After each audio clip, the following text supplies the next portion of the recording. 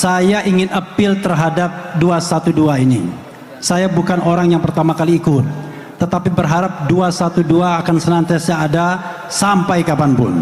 Tetapi mudah-mudahan bisa bermimikri menjadi festival Islam terbesar di dunia. Setuju? Jadi jangan cuma sekedar begini saja orasi, tapi bermimikri menjadi sebuah festival Islam terbesar di dunia. Ada seni, ada budaya, macam-macam, ya, ada ekonomi di situ. Jadi nanti potensi umat akan tergali di sana. Tidak hanya level nasional, tapi juga internasional. Itu dua.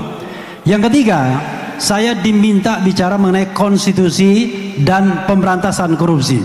Kita tegakkan konstitusi, kita berantas korupsi. Jadi kawan-kawan semua, bapak-bapak dan ibu sekalian, salah satu prinsip konstitusi adalah equality before the law, kesamaan di depan hukum.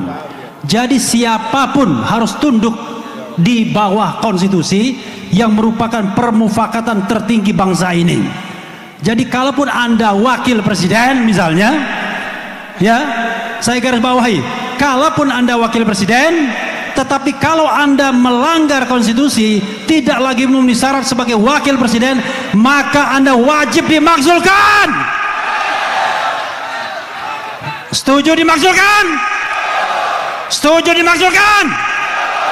Saya ngomong begini ada dasarnya, ya, tidak ngabur. Dasarnya adalah kalau pendidikannya ternyata di kemudian hari dibuktikan tidak memenuhi syarat, ijazah SMA-nya tidak jelas, maka wajib dimakzulkan.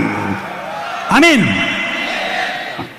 Berikutnya adalah konstitusi itu juga mengandung perlindungan terhadap warga negara.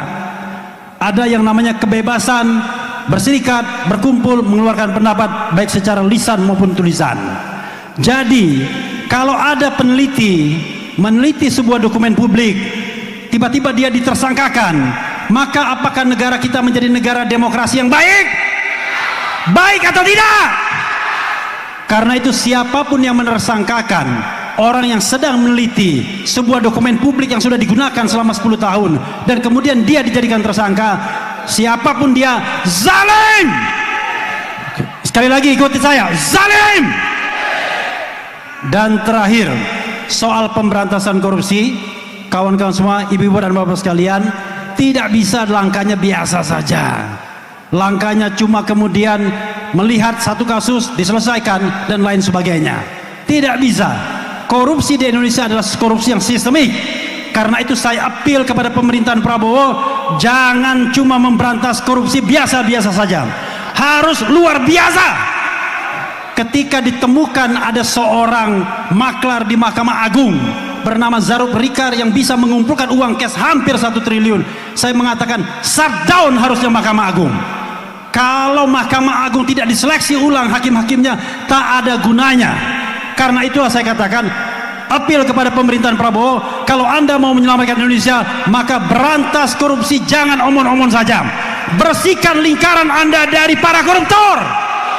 Bersihkan lingkaran Anda dari penegak-penegak hukum, aparat-aparat hukum yang korup. Lakukan reformasi yang sebaik-baiknya di kepolisian, di kejaksaan, di KPK dan semuanya, termasuk birokrasi. Karena itu kita doakan semua, kita harus menjadi bagian besar, gerakan besar untuk memberantas korupsi. Wabillahi taufiq wal hidayah. Wassalamualaikum warahmatullahi wabarakatuh. Merdeka!